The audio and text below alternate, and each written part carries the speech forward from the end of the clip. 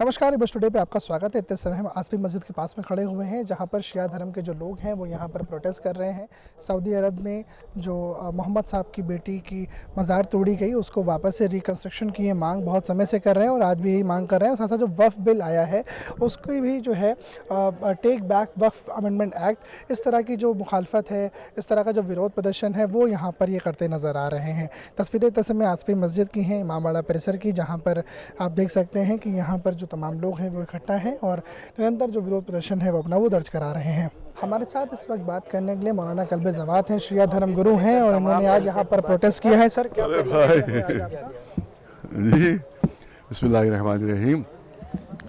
दो प्रोटेस्ट यहाँ पर, एक तो मेन तो था वो बिल के लिए प्रोटेस्ट हो ही रहा है, लेकिन आज मेन जो प्रोटेस्ट था वो जन्नतुल बकी के सिलसिले में कि जो सऊदी अरब में जो हमारे रोज़े थे वो आज से 100 साल पहले वहाबियों ने गिरा दिए थे वो, और आज तक वो गिरे हुए हैं, आज भी उनको बनाने की इजाज़त नहीं है। और जिसमें तमाम मुक़द्दस शख्सियतें हैं, उनके सब रोज़े हैं, जैसे रसूलुल्लाह की साहबजादी शहज़ादी फ़ातिमा ज़हरा, उनका रोज़ा है, हमारा इमाम हसन है, इमाम चौथे इमाम हमारे हैं ज़ैनुल 5वें इमाम है, छठे इमाम है, इन सब के रोज़े हैं। जो सब मुसलमान उनको मानते हैं और सब उनकी ताज़ीम करते हैं, उनके सब रोज़े बंद और उनकी कब्रें मिसमार कर दी गई हैं। और सिर्फ यही नहीं बल्कि जिनको तमाम मुसलमान मानते हैं, जैसे रसूलुल्लाह की जो बीवियां हैं, 9 बीवियों की कब्रें खोदी गई वहाँ के ऊपर। 9 रसूलुल्लाह की जो बेटे जनाब इब्राहिम, उनकी कब्र खोद दी गई। साथ रसूलुल्लाह की चची थी जनाब फातिमा बिनते असद, उनकी कब्र, साथ तमाम बड़े बड़े जो थे मुक़द्दस हस्तियाँ, उनकी कब्रें खोद के फेंक दी गई हैं। लेकिन मुसलमान इतना बेगैरत है, इतना लालची मौलवी है कि वो उसके मुंह जो है वो रियाल से भरे हुए हैं, ज़्यादा उसके मुंह से कोई बात नहीं निकल रही है। वहाँ डांस हो रहा है, नंगी औरत डांस कर रही है, यहाँ का मौलवी खामोश है क्योंकि पैसे मिल रहे हैं उसे। इसका हर यहाँ मौलवियों का दीन और मज़हब जो है वो डॉलर और रियाल है, इस्लाम नहीं है मज़हब उनका। उस समय पहले भी आपने सियासत हिंदुस्तान में कहा था कि मतलब अगर आप वो दबाव चाहे तो बनाएं, आपने रिक्वेस्ट भी करी थी, लेकिन वो बनाती नज़र नहीं आई। तो इसमें क्या? देखिए, सवाल ये है कि मुसलमान नहीं उठ रहा, खाली शिया आवाज़ बदल कर रहे हैं। अब अजमेर से आवाज़ पहली मरतबा बुलंद हुई तो वहाँ भी हम लोग शरीक हुए थे। अब देवा शरीफ से भी आवाज़ बुलंद हुई थी, लेकिन वहाँ हो नहीं पाया।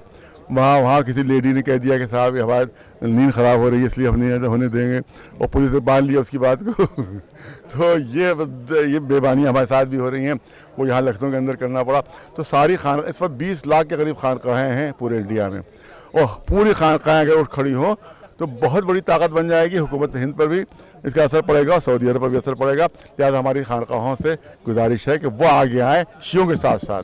बिल पास कर दिया गया जी, क्या कहेंगे सर इस पे? और ये हम कह रहे हैं कि वफ़ जो है वो सिर्फ बहुत घातक है, उसमें जितनी 42 शिकें हैं वो सब घातक हैं, बिल्कुल सिर्फ वफ़ को बर्बाद करने के लिए, तबाह करने के लिए। और एक 43वीं तो उन्होंने चुपके से पास करवाई है कि जिसको वहाँ के लोगों को पता नहीं था, खुद उन्हें चुपके से पास करवा दी अपनी मेजॉरिटी से।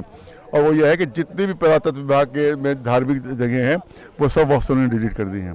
हमारा दरगाह हज़रत अब्बास वफ़ से डिलीट हो चुका है, हमारे करबला तारकटोरा ये वक्त से डिलीट हो चुकी है, ये हमारे करबला दौरा ये वक्त से डिलीट हो चुकी है। तमाम चीज़ें जो हमारी मेन दरगाहें हैं और करबलाएँ वो वक्त से ख़त्म कर दी गई। अब हुकूमत पर कब्ज़ा होगा, उसका हुकूमत का कब्ज़ा होगा और हुकूमत के लोग वहाँ पर चलाएँगे।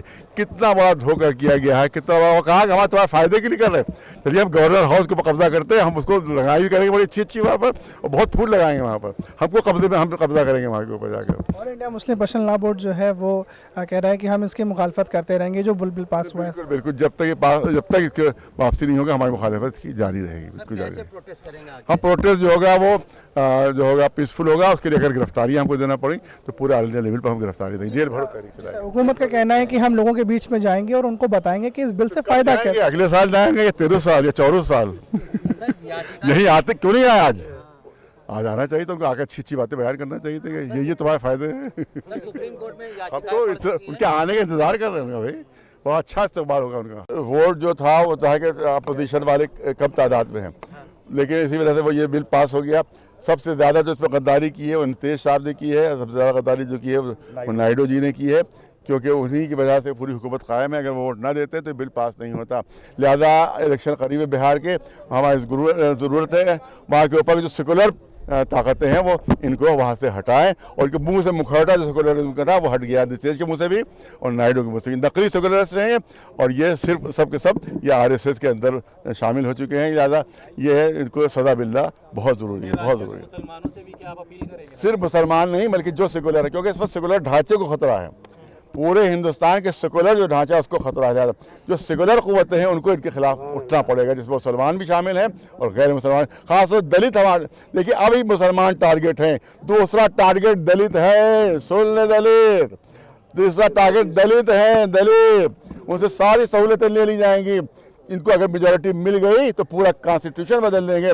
जो अम्बेडकर जी ने जो दलित फिरके से ताल्लुक़ रखते हैं, जिन्होंने बनाया है, ये उसके दुश्मन है, ये अम्बेडकर जी के दुश्मन है, ये उसके कॉन्स्टिट्यूशन पूरे बदलेंगे। लिहाजा दलितों से हमारा कहना है कि अब इनके धोखे में ना आए। जो हिंदू हिंदू कह के तुमको शामिल कर लेते हैं और धोखा दे रहे हैं, ये तुम्हारे भी दुश्मन है और हमारे भी दुश्मन है, दोनों मुश्तरक का दुश्मन है। वक्फ बिल जो है वो उसमें कुछ क्लॉज ऐसे हैं जिनको चुपके से पास कर दिया गया है, जिससे जो बड़े इमाम बाड़े हैं लखनऊ के या फिर बड़ी जो मानने वाली दरगाहें हैं वो जो है वो इस्लाम धर्म के हाथों से निकल करके अब सरकार की और हुकूमत के जो हाथों में है वो जा चुकी हैं। तो ये अपना विरोध दर्ज करा रहे थे। सऊदी अरब में मोहम्मद साहब की जो बेटी हैं उनकी कब्र को जिस तरह तोड़ा गया उसके पुनर्निर्माण की बात कर रहे थे और वक्फ बिल की मुखालफत करते भी नज़र आ रहे थे। इन्होंने कहा कि हम प्रोटेस्ट करेंगे पर हमारा प्रोटेस्ट जो है वो पीसफुल रहेगा। कैमरा सहयोगी आशीष रघुवंशी के साथ अनुराग तिवारी, मच टुडे, लखनऊ।